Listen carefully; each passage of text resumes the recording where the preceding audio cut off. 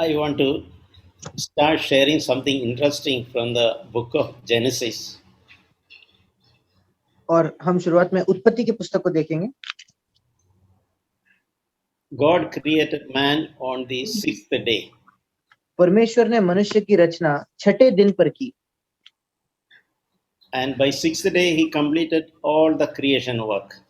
और 6 दिन में पूरी सृष्टि का जो काम था उसने पूरा कर दिया। And then it is recorded in the Bible that God rested on the seventh day from all his work. और उसके बाद बाइबल में लिखा है कि परमेश्वर ने 7वें दिन अपने किए हुए सारे काम से विश्राम किया। So there is a spiritual meaning here. और इस बात का एक आत्मिक अर्थ है। It is mentioned here that God rested on the seventh day from all his work. और यहाँ लिखा है कि परमेश्वर ने अपने किए हुए सारे काम से 7वें दिन विश्राम किया। We know this doesn't mean that God was tired like a man because of his work. और हम इस बात को जानते हैं कि ये इस वजह से नहीं क्योंकि परमेश्वर मनुष्यों के जैसे थक गया था काम कर कर। Because God doesn't get tired like a man. क्योंकि मनुष्यों के जैसा परमेश्वर कभी थकता नहीं। But it's mentioned that still he rested on the seventh day. पर यहाँ लिखा है इसके बावजूद उसने 7वें दिन विश्राम किया। And it also says that God blessed the seventh day and sanctified it. और यहाँ ये भी लिखा है कि परमेश्वर ने उस 7वें दिन को आशीष दी और पवित्र ठहराया। So there is a beautiful lesson which we can learn from here. और ये यहाँ इस बात से हम एक सुंदर पाठ सीख सकते हैं। After man was created, his first day on earth was a day of rest. और मनुष्य को बनाने के बाद इस पृथ्वी पर उसका जो पहला दिन था वो विश्राम का दिन था। Yeah, even for man, his first day, sixth day, he was created. Seventh day, which is the first day for him, is a day of rest. He begin his life with a day of rest on this world. और मनुष्य के लिए भी मनुष्य को छठे दिन में बनाया गया और 7वां दिन मनुष्य का पहला दिन था और उसने इस संसार में अपने जीवन की शुरुआत ही एक विश्राम के दिन के साथ की। If you think that if you have got a job in a new company, और अगर आप ऐसे सोचे कि हमको एक नई कंपनी में नौकरी लगती है and they say that first day of your work we will pay you, but you don't work, you start with a day of rest. और अगर वो कंपनी वाले आपसे कहते हैं कि पहले दिन से हम आपकी तनख्वाह शुरू करते हैं पर आप काम मत कीजिए, पहले दिन आप विश्राम कीजिए। We all will like it because that is very unusual. और हम सबको ये बहुत पसंद आएगा क्योंकि ये बहुत ही कम ऐसे होता है। Normally every company after 6 days of hard work then they will give 1 day of rest. आम तौर पर सारे कंपनी में 6 दिन मेहनत करने के बाद 7वें दिन विश्राम का दिन होता है। But God did something very different. पर परमेश्वर कुछ बहुत ही अलग करता है। He gave man 1 day rest and then asked him to work hard. परमेश्वर ने पहले मनुष्य को एक दिन की छुट्टी दी और उसके बाद उसने उसको कड़ी मेहनत करने को कहा। That is how God's ways are. परमेश्वर के काम इस प्रकार है। And when I read that God rested on the seventh day, और जब मैंने पढ़ा कि परमेश्वर ने 7वें दिन विश्राम किया, what I think is God wanted to teach man how to take a day of rest. और मैं सोचता हूं कि परमेश्वर मनुष्य को यह सिखाना चाहता था कि मनुष्य कैसे विश्राम कर सकता है। God wanted to demonstrate what does it mean by meaning rest. और परमेश्वर मनुष्य को यह दिखाना चाहता था कि विश्राम का वास्तविकता में अर्थ क्या है। It is like when children are small, they will not sleep in the night. और ये उस प्रकार से है जब बच्चे छोटे होते हैं तो वे रात में सोते नहीं। So father and mother will lie with the child and act like sleeping or even sleep along with the child. और फिर वो माता और पिता खुद सोने का नाटक करते हैं और उसको देखकर बच्चे उनके पास आकर सोते हैं। Yeah, purpose is to make the child to sleep. और कारण ये है, उद्देश्य ये है कि वो छोटा बच्चा सो जाए। So I think God also rested to display to Adam uh, how to how to rest on the first day. और मैं भी यही सोचता हूँ कि परमेश्वर ने 7वें दिन विश्राम इस वजह से किया ताकि वो आदम को इस बात को दिखा सके कि आदम ने कैसा विश्राम करना चाहिए। There is a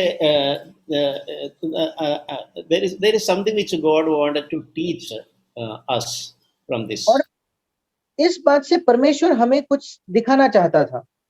It is not just work all our life. और जीवन भर हमें सिर्फ काम काम काम नहीं करते रहना है। We all can sometimes get worked or get tensed with a lot of things that we need to do.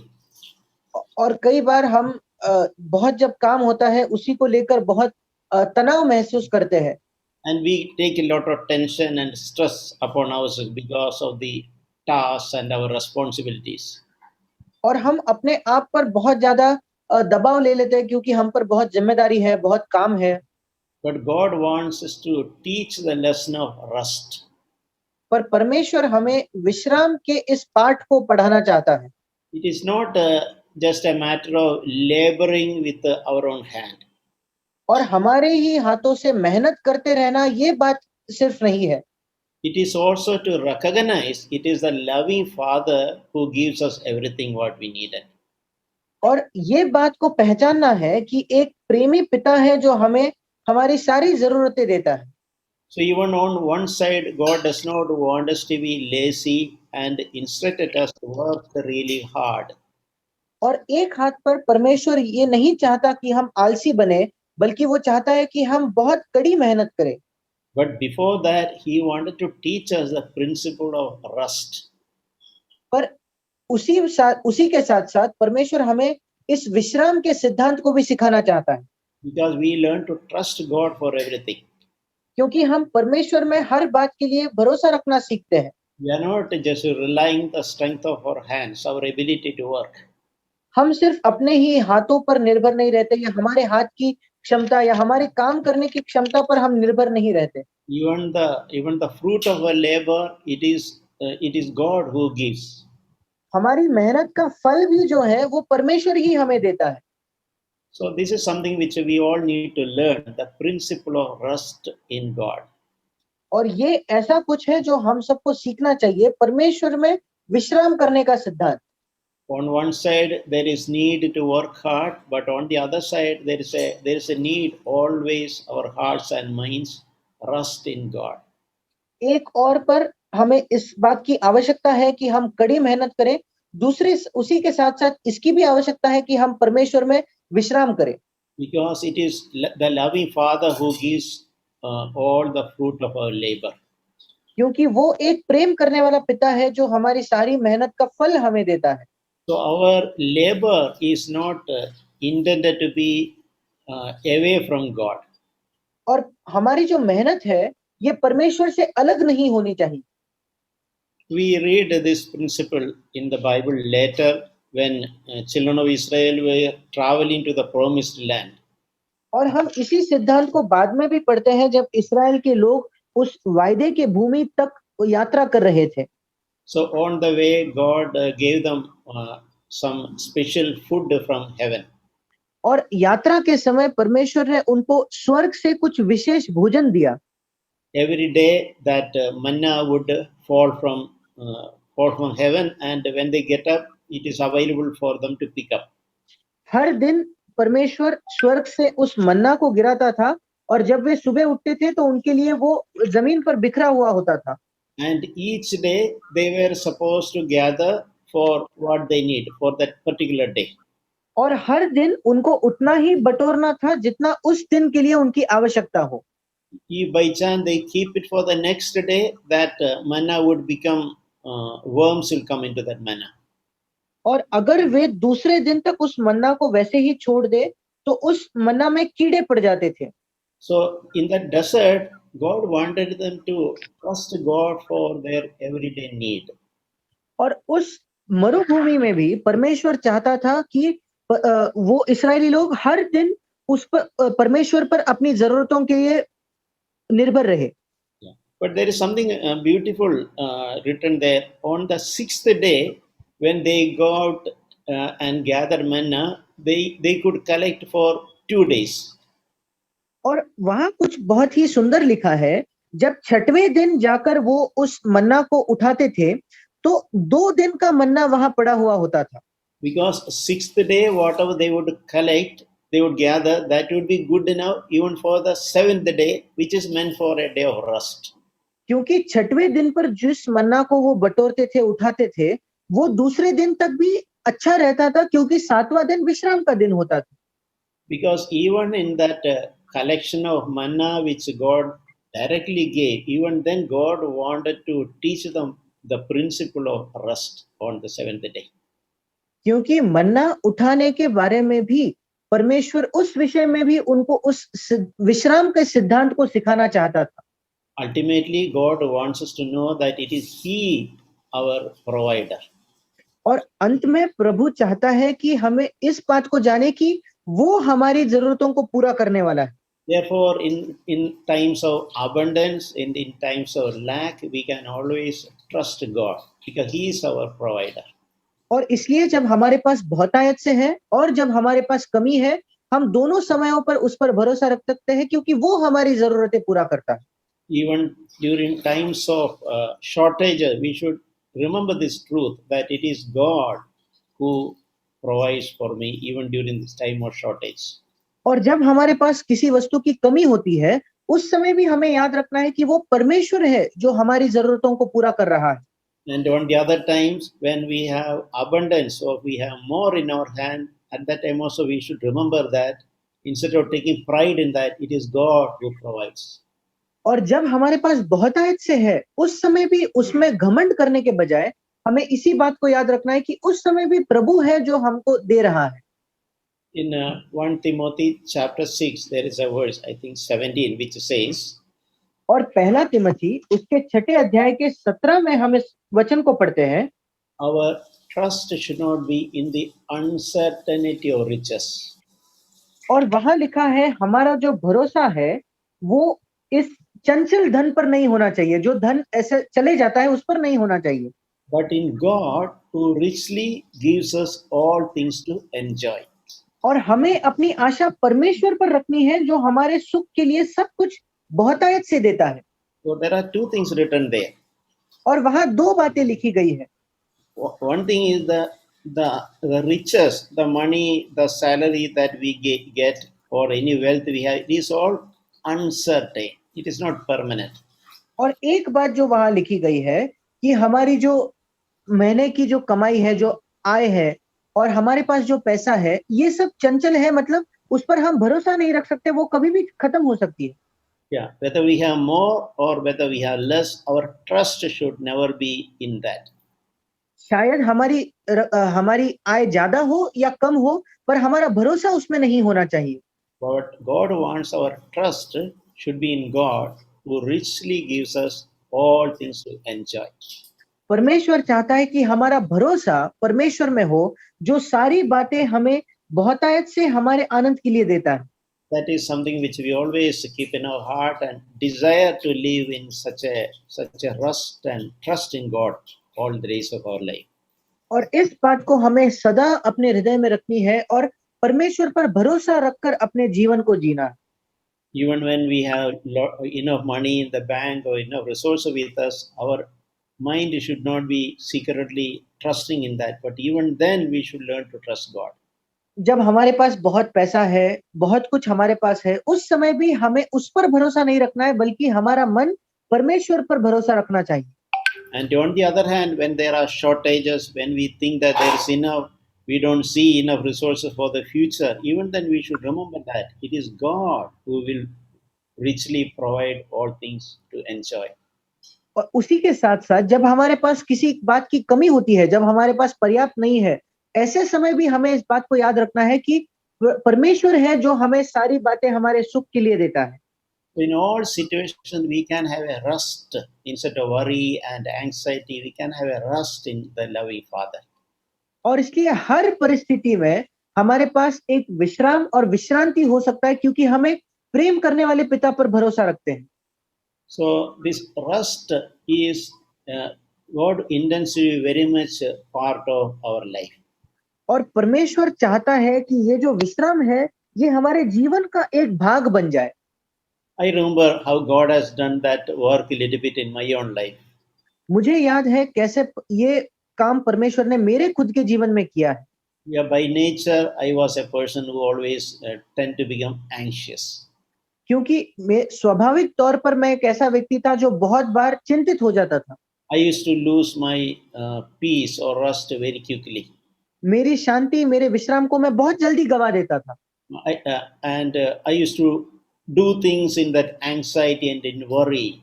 Many things try to work out in my own strength. और उस चिंता की वजह से मैं काम करता था और अपनी ही सामर्थ्य से कई बातों को करने की मैं कोशिश करता था।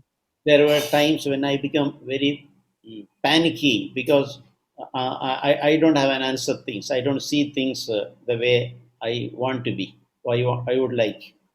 और कई बार मैं बहुत डर जाता था क्योंकि मैं जैसे चाहता था चीजें हो जाए वैसे नहीं होती थी। Then over a period of time, the Lord taught me the principle of rest in Him.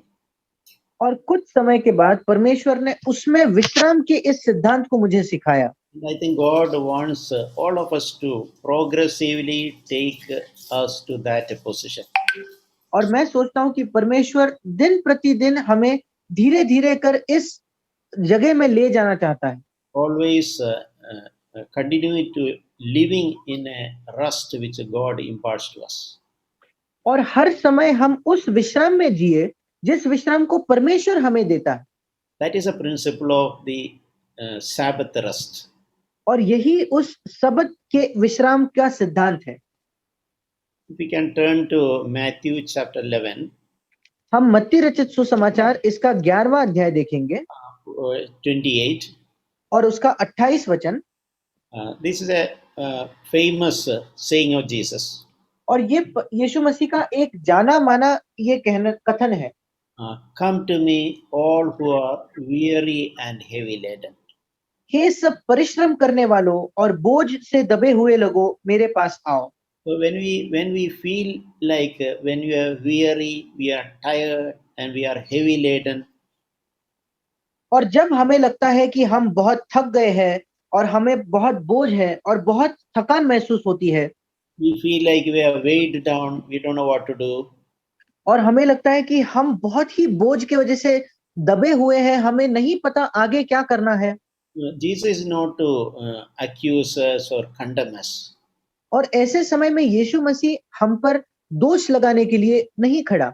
He is gently inviting us, come to me. वो कोमलता से हमको बुला रहा है कि मेरे पास आओ। So that is the best time to turn our attention to Jesus. और ये सबसे अच्छा समय है जब हम अपने ध्यान को यीशु मसीह पर लगा सकते हैं। To go to Him. उसके पास जाइए। And He said, I will give you rest. और उसने कहा मैं तुम्हें विश्राम दूंगा। This is a tremendous promise we can always cherish in our hearts. और ये एक अद्भुत अभिवचन है, वायदा है जिसको हम हर समय अपने हृदय में रख सकते हैं। Whatever may be our weariness, whatever may be our concern, whatever may be the cause of our anxiety, हमारी थकान कुछ भी क्यों ना हो, हमारी समस्या या चिंता करने का कारण कुछ भी क्यों ना हो, Jesus said, come to me that time, यीशु मसीह ने कहा ऐसे समय मेरे पास आओ and I will give you rest. और मैं तुम्हें विश्राम दूंगा। It's an unchanging promise we all can claim in our life. और ये कभी न बदलने वाला यीशु का वायदा है जिसको हम हर समय जिस पर अपने जीवन में हम दावा कर सकते हैं। Every recorded promises in the Bible, we can literally claim and pray for it. और बाइबल में लिखी गई हर वायदे पर हम वैसे के वैसे दावा कर सकते हैं और उस पर प्रार्थना भी कर सकते हैं। God will stand by His promise. He will not change His word. क्योंकि परमेश्वर उसके जो वायदे हैं उसके साथ खड़ा होता है, वो कभी अपने वचन को बदलता नहीं। He said He will give something else. He will definitely give.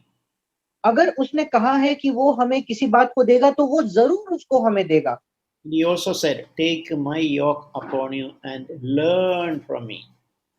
और यीशु मसीह ने आगे ये भी कहा, मेरा जुआ अपने ऊपर उठा लो और मुझसे सीखो। So, meaning he is not, he will even teach us how to enter into that rest. इसका मतलब ये है कि वो हमें इस बात को भी सिखाएगा कि कैसे हम उस विश्राम में प्रवेश करें। Now, yoke means we are allowing Jesus to coach us or train us. और जुआ उठाने का मतलब ये है कि हम परमेश्वर यीशु मसीह को अनुमति देते हैं कि वो हमें सिखाए और शिक्षा दे। So, one of the coaching he can give to us is entering into his rest. और एक बात जो यीशु मसीह हमें सिखा सकता है वो है उसके विश्राम में प्रवेश करना। And he said, I am gentle and I am humble in spirit. और यीशु ने कहा मैं नम्र और मन में दीन हूँ And you will find rest for your souls. और तुम अपने मन में विश्राम पाओगे। He's re-emphasizing that. और फिर एक बार यीशु उसी बात को दोहराता है। It is not a superficial rest. और ये कोई ऊपर ऊपर या नकली का विश्राम नहीं है।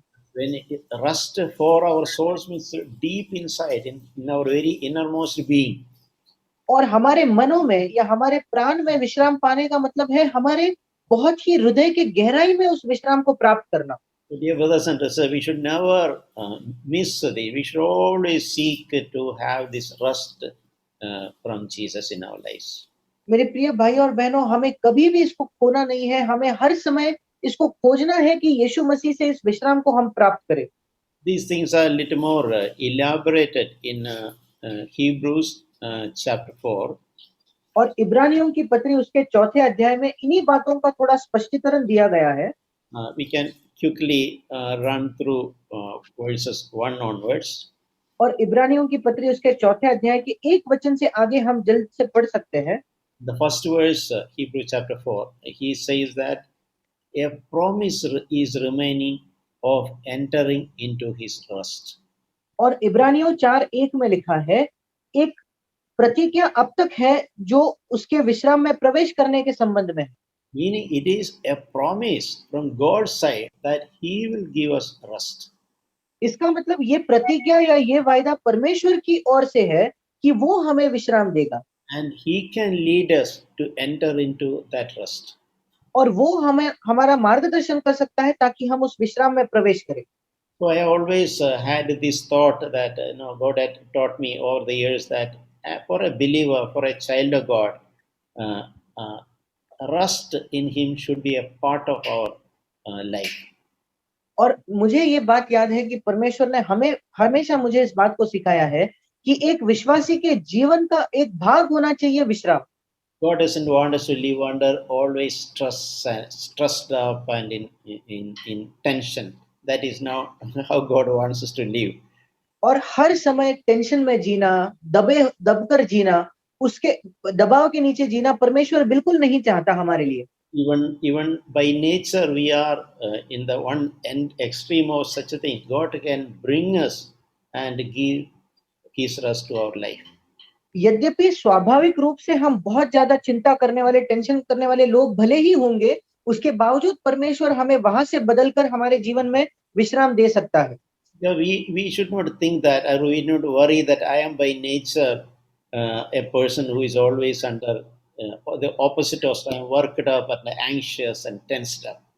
और हमें ऐसा नहीं सोचना है कि मैं तो स्वाभाविक रूप से ही एक ऐसा व्यक्ति हूँ जो बहुत सोचता है, बहुत चिंता करता है, बहुत टेंशन लेता है।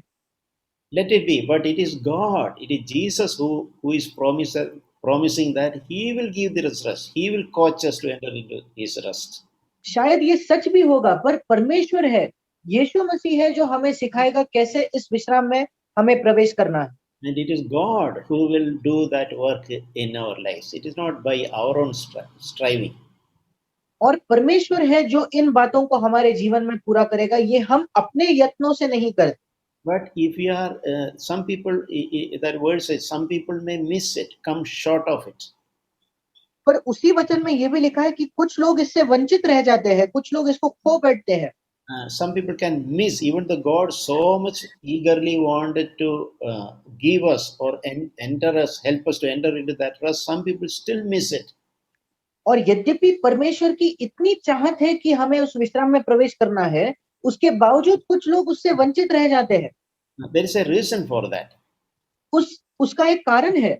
from which we can, we can, from which we can free ourselves. और इस कारण से हम अपने आप को मुक्त कर सकते हैं। It says that in verse 2, they had this good news that they'll be led into the rest of God. और दूसरे वचन में लिखा है कि उन लोगों के पास भी ये सुसमाचार था कि वो लोग परमेश्वर के विश्राम में उनका मार्गदर्शन किया जाएगा। Even though that promise was there, these people did not get a profit from that promise. और यद्यपि उन लोगों के पास परमेश्वर का ये वायदा था, उस वायदे से उन लोगों को लाभ नहीं मिला। They heard this from one ear and it went out of the other ear, like that. उन्होंने एक कान से उस वायदे को सुना और दूसरे कान से उस वायदे को छोड़ दिया And they missed it. और वो उस वायदे से चूक गए। They heard God's promise, still they missed it. उन्होंने परमेश्वर के वायदों को सुना और उसके बावजूद वे उससे चूक गए। And the reason is so clearly written, the why they missed it, because it was not united by faith in those who heard. और क्यों ये लोग उस वायदे से चूक गए, इसका कारण बिल्कुल स्पष्टता से लिखा है, क्योंकि सुनने वालों के मन में विश्वास के साथ नहीं बैठा। Even though they heard it, they chose not to believe in God's promise. और यद्यपि उन्होंने उस वायदे को सुना, पर उन्होंने उस वायदे में भरोसा रखना उचित नहीं समझा। So for that reason, even though God was so eager to take them the rest, still they did not enter into rest. और इसी कारण से भले ही परमेश्वर की इतनी चाहत थी कि वो उनको विश्राम में ले जाए, उसके बावजूद वो लोग उस विश्राम में प्रवेश नहीं कर पाए। In other words, it was because of unbelief. दूसरे शब्दों में कहे तो उन लोगों के अविश्वास के वजह से। Even the God promised, they chose not to believe in God. भले ही परमेश्वर ने उनको वायदा दिया था, उन्होंने इस बात को चुना कि वो परमेश्वर पर विश्वास नहीं करेंगे। That God's promises benefited people who believed, but it did not benefit people who did not believe. परमेश्वर के वायदों का लाभ उन लोगों को हुआ जिन्होंने उस पर विश्वास किया, पर उन लोगों को लाभ नहीं मिला जिन्होंने उस पर विश्वास ही नहीं किया। So that is written in verse 3, we who have believed enter that rest. और वही तीसरे वचन में लिखा है, परंतु हम जिन्होंने विश्वास किया है उस विश्वास में प्रवेश करते हैं। Meaning, when we take God by His word, it is then that we enter into that rest. इसका मतलब ये है, जब हम परमेश्वर को उसके शब्द के अनुसार उस पर भरोसा रखते हैं, तब वो हमें उस विश्राम में ले जाता है। You only need to just trust what God said. It is true. It is going to happen. He is able to perform it. हमें सिर्फ इस बात पर भरोसा रखना है कि जो परमेश्वर ने वायदा किया है वो जरूर पूरा कर सकता है। So let us desire that, learn to trust God, learn to believe in God's word. और आइए हम इस बात की चाहत रखें और परमेश्वर के वचन पर भरोसा करना सीखें। Not hardening our hearts by unbelief. और अविश्वास के वजह से अपने मन को हम कठोर ना बनाएं। Not believing in a powerful, loving God is that evil. और एक परमेश्वर, सर्वशक्तिमान परमेश्वर जो हम पर प्रेम करता है, उसमें अविश्वास करना बुरा है। Yes, and here also that what happened in Genesis is repeated. God rested on the seventh day from all His works. और जो उत्पत्ति के पुस्तक में लिखा है, वही बात यहाँ दोहराई गई है चौथे वचन में कि परमेश्वर ने सातवें दिन अपने सब कामों को निपटा करके विश्राम किया। So the writer of Hebrews again reminding that example of how God wanted to show man that principle of rest. और इब्रानियों लिखने वाला लेखक उनको फिर एक बार याद दिला रहा है कि कैसे परमेश्वर ने विश्राम में प्रवेश किया था। And in Hebrews chapter 4 verse 9, और इब्रानियों 4 उसके 9 वचन में there's a beautiful expression. वहां एक सुंदर वाक्य हम पढ़ते हैं। It reads like this: there remains a Sabbath rest for the people of God. और वहां लिखा गया है कि परमेश्वर के लोगों के लिए सब्त का विश्राम बाकी है। So it's like an open offer from God. और मानो ये परमेश्वर ने हमें दी गई एक ऑफर है। Always welcoming us to enter into that life of rest. और वो हर समय हमें ये न्योता देता है कि हम आकर उस विश्राम के जीवन में कभी भी प्रवेश करें। And it is like an air conditioned room is waiting for us, and some people are somebody is inviting us to enter in that when we are standing in the hot sun. और ये बिल्कुल इस समान है कि एक room जहां air conditioner या एसी लगा है, ऐसी रूम तैयार है और कड़ी धूप में जब हम खड़े हैं, कोई हमें बुलाता है कि आप आ जाओ, इस रूम में आ जाओ। Like God always wants us to invite and gently lead us into that place of rest. और परमेश्वर हर समय हमें स्वागत करता है और हमें बुलाता है और हमें वो ले जाना चाहता है उस विश्राम के स्थान में।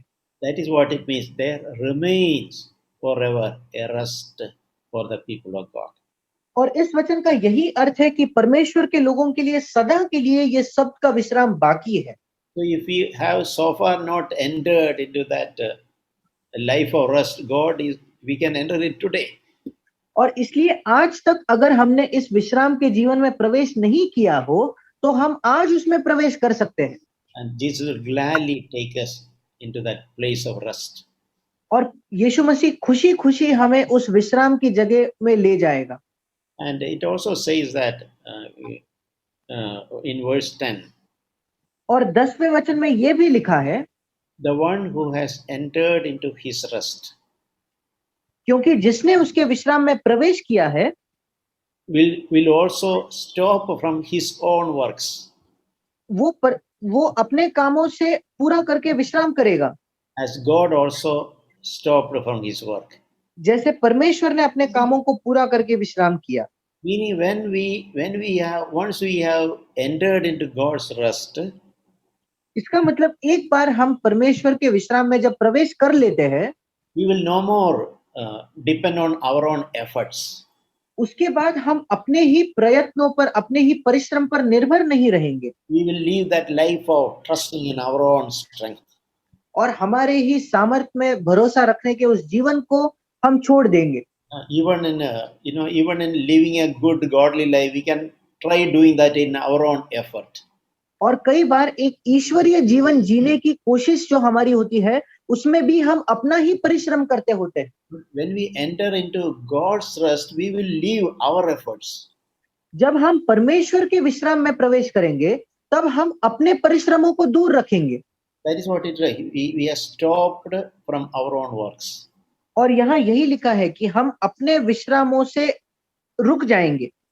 Yes. And we will start receiving from God. और हम परमेश्वर से प्राप्त करना शुरू करेंगे। It is a blessed life which God wants to give to us. और ये एक बहुत ही धन्य जीवन है जो परमेश्वर हमें देना चाहता है। The principle of receiving from God than relying on our own efforts.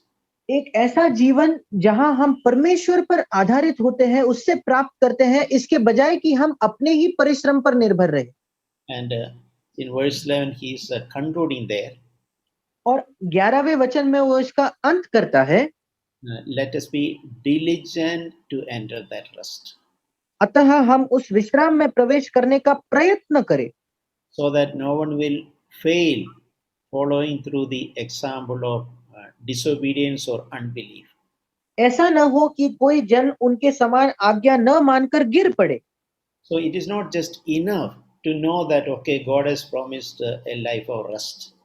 और ये पर्याप्त नहीं है कि हम सिर्फ अपने मन में इस बात को जाने कि परमेश्वर ने हमें विश्राम के जीवन का वायदा दिया है। And intellectual understanding is not enough. सिर्फ बुद्धि में इस बात को समझना पर्याप्त नहीं है। Rather, we should trust God. We should believe God that He is able to take me there. इसके बजाय हमें परमेश्वर पर भरोसा रखना है, परमेश्वर में विश्वास करना है कि वो हमें वहां जरूर ले जाएगा। Because the word that we have heard, if it is not mixed with the faith, it is of no value. और हमें बस uncle, can you repeat? The word that we heard, if it is not mixed with faith, it is of no use. जिस वचन को हम सुनते हैं, अगर उसमें हम अपना विश्वास नहीं मिलाते, फिर वो किसी भी उपयोग का नहीं। We can only say, okay, I have heard this wonderful truth. फिर हम इतना ही कह सकते हैं कि मैंने इस अद्भुत सत्य को सुना है। It happens to anything.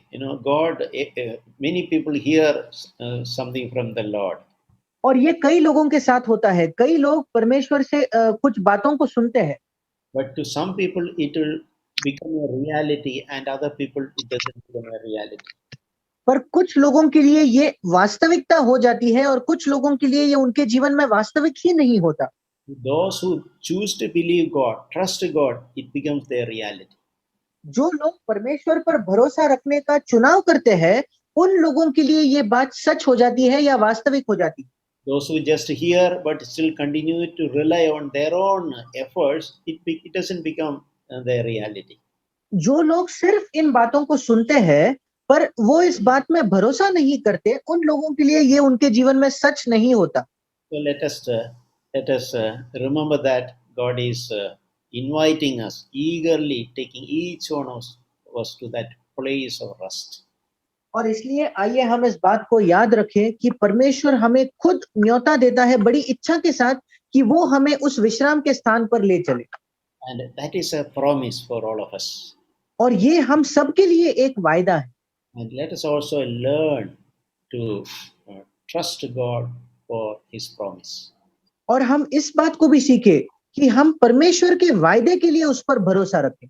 He has made this promise to me. It is for me to not just understand, it is for me to enter into that or even to enjoy that.